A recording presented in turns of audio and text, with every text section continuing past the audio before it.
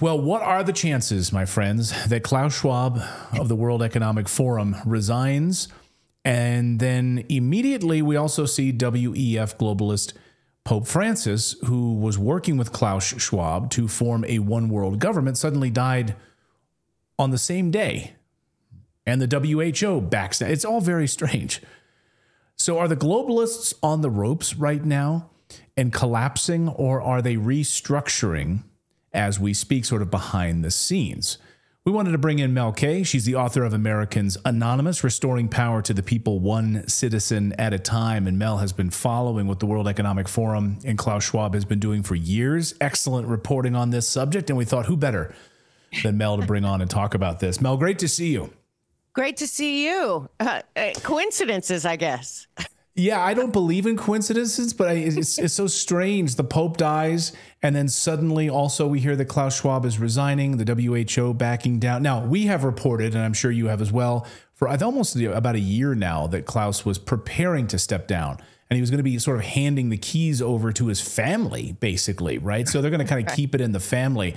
But it's just that the timing seemed very, very strange. It seemed almost immediate. What do you make of this?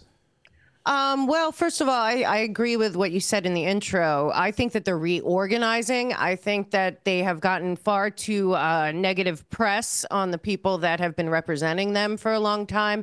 And I would keep an eye on the banking institutions behind them, because what is really happening, in my opinion, is that by any means necessary, they want to keep the structure that was above them, basically the IMF, the World Bank, the World Trade Organization, all the way up to the Bank of International Settlements are the partners of these United Nations tentacles and the NGOs. So they're basically at this point doing whatever they need to do to, I think, continue down the path of their plans for Agenda 2030, while at the same time looking like they're going to change their image. But the people you should keep an eye on are the ones that run what I call the parent company.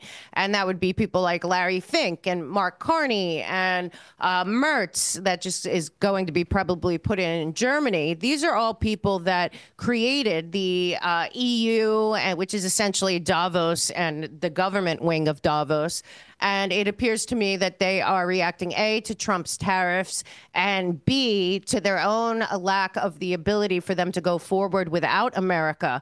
So we do have to realize that I think it's really a change of the narrative, which is they wrote the great narrative, so that's what they do, rather than the end of the globalists. But certainly there is a shakeup in their world. I think it's fascinating you bring up the financial structure around it, because we saw some moves from the IMF, and you just mentioned the IMF over the past 24 hours about downgrading, you know, the world, basically. The IMF is like, right now the world sucks is basically what their downgrade was over the past 24, moving in that direction. So do you think that this is all part of this?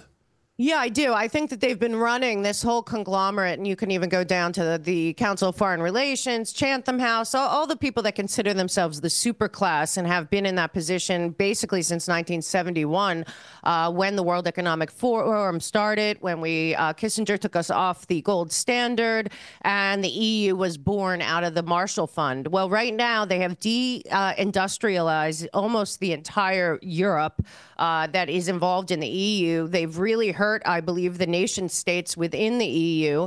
And I think that they are on the brink of financial collapse in their whole model. And in order to continue down this road, they're pushing towards World War III with no, Russia is not a threat to Europe. And yet you see Macron and Germany and Poland and Estonia all talking about pushing towards war. And I would suggest, as World War I and World War II have proven, they need the war to keep their financial model going. Because if you go to the Bank of International Settlements and their offshoots, the World Trade Organization, IMF, World Bank, they tend to really do well after wars. And I think that they are pushing towards war by any means necessary to keep the financial system structured, because then they go into buying weapons from our military industrial complex, which is, of course, on the stock market, and all partners of the World Economic Forum as well. So we kind of have to look at at it as, again, this is a group of people that look at the world in terms of,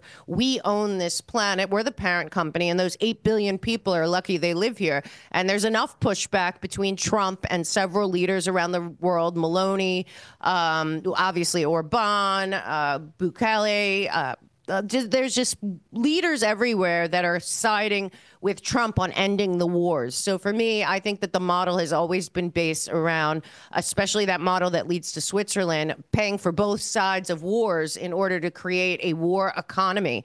And right now, the threat of Trump and others wanting to have peace by any means necessary and figuring out peace is the main problem that they're faced with. And that is really where I think we are. They're rebranding so that we don't really, or they think we won't see the change in dialogue and the change in words and the inversion of words. But I think we've seen it long enough that we will see them come out with a brand new face. It won't be Build Back Better, but it will be something.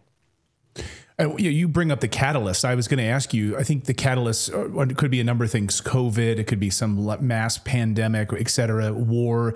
And they use this to usher in a lack, to remove our civil liberties, whether it's the Patriot Act. But I think we're marching towards a surveillance state in a way that we maybe didn't anticipate, or the smart people who've been anticipating it, but they're sort of couching it around. It's all about our security. It's our border security, biometrics at the border, the real ID. We saw Kristi Noem coming out and pushing that, obviously, a couple of weeks ago. So it seems like a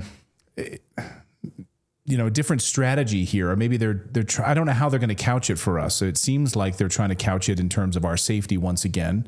Right. And we always sort of kowtow to this, right? It's always about our safety. We need this real ID. Exactly. And don't forget, the global public infrastructure that was built by the UN and the World Economic Forum, with a lot of players that were involved in building the social credit score and the technate that is China, are very invested in that spreading throughout the world. So, the hard part with everyone that was very pro-Trump, Trump won, and it was like we won. And I was thinking, well, we didn't win until we dismantle this globalist, technocracy that has been built for us. That was Agenda 2030, the 17 development goals, the whole climate emergency, which is all about basically capturing all natural resources and humanity in general in the hands of this small, elitist group of global public-private partner stakeholders. We are at a place where that is the battle. The battle right now is that they have the technology set up. They have all of that. And my questions, when people come out and they say, well, if Trump's recommending Real ID, it can't be bad. They didn't rewrite the Real ID Act in the last few months. This goes all the way back to 9/11, and it wasn't passed multiple times. And now the question is, because we have all the tech bros, up there, we have Larry Ellison, and we have Sachs, and we have, Musk and all of them. Well, they are part of the global public infrastructure with the satellites and the surveillance and the Palantir. So the problem is we can't be too pro anything that's thrown at us to mean safety or security or stability. Right now, we're kind of like a world that's in one of those glass, things you shake at Christmas, and all the snow's all over the place, and we don't know where it's going to land. And that's why the American people have to pay very close attention to what are you walking into, and are you asking the right questions? Because as we know, data has replaced, and this is worldwide, certainly up to the UN World Economic Forum folks, data has replaced oil and money. So again, where's this data going? Who has access to the Real ID? Is this also on the global public infrastructure? Because the same guys that are, behind this have been behind everything else with the World Economic Forum. And then you have two big World Economic Forum people entering in Germany and probably in Canada. So as much as we, the people of the United States, need to be eyes wide open, we have to ask the right questions. And I don't see enough people, other than your show and maybe a couple others, even saying, like, well, is this globalism, but with technocracy, which is worse? Right. And one of my big disappointments in the sort of the MAGA movement, regardless of how you feel about Trump, is sort of the blindness. They're sort of just sleepwalking into the very things that they fought against, the surveillance state, the censorship industrial complex, the sort of, watching us on our phones, all of this stuff. And I think there's a huge blind spot. Either it's intentional or they just don't know about it on the MAGA side right now, where they're just allowing this to happen. I mean, you saw the story today from Palantir, or over the past few days, Palantir is helping Doge with a massive IRS data project. So Palantir is all about big data. It has its hands deep inside of the Trump administration right now, and now it's going to be working with Doge on IRS.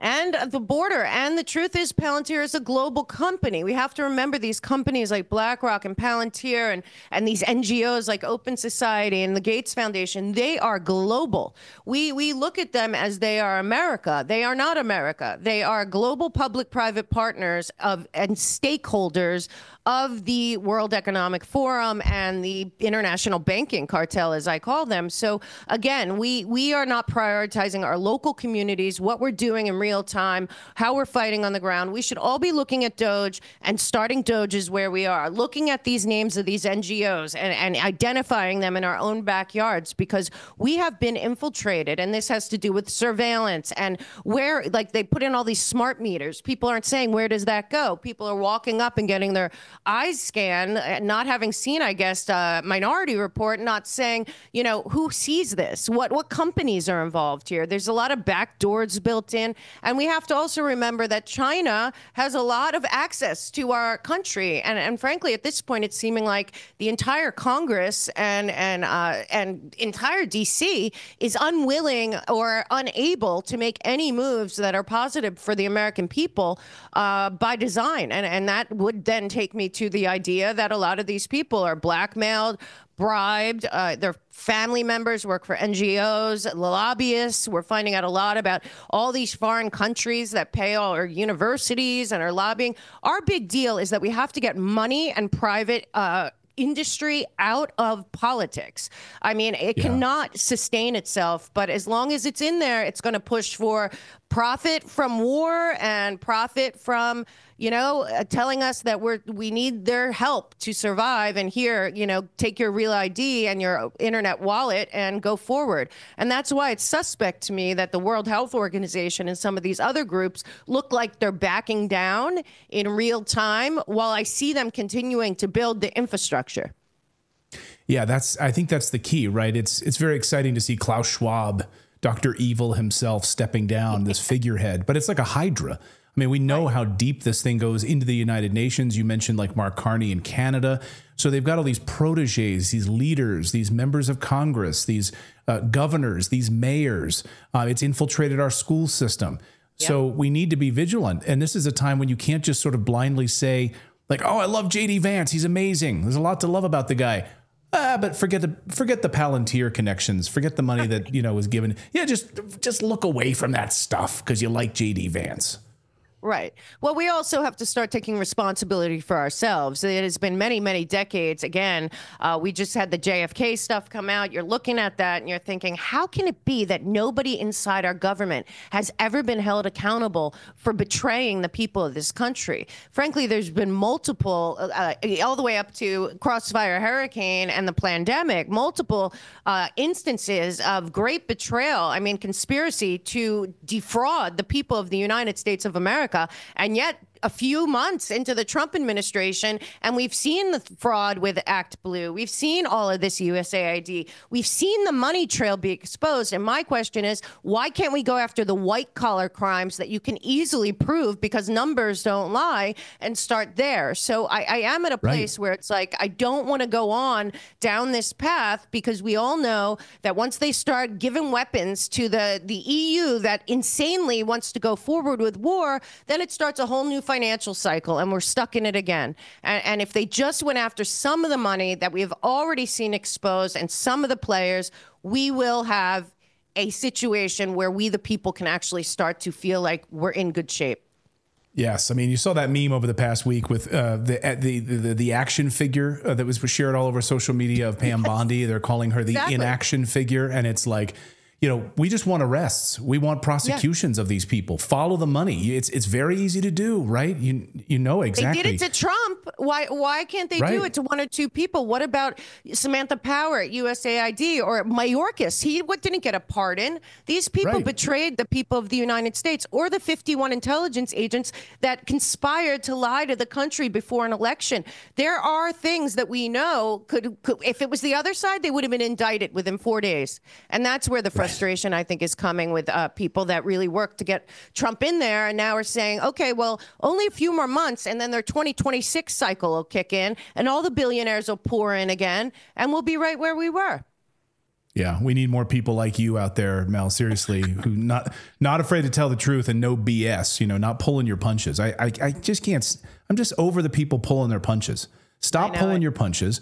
We need to punch hard, and we need to punch back at this stuff. And I love what you do. So, Mel, thanks so much for joining us. The book is Americans Anonymous, Restoring Power to the People, One Citizen at a Time. Go read it. Great book. Mel, great to see you. Thank you so much as always. Thank you so much.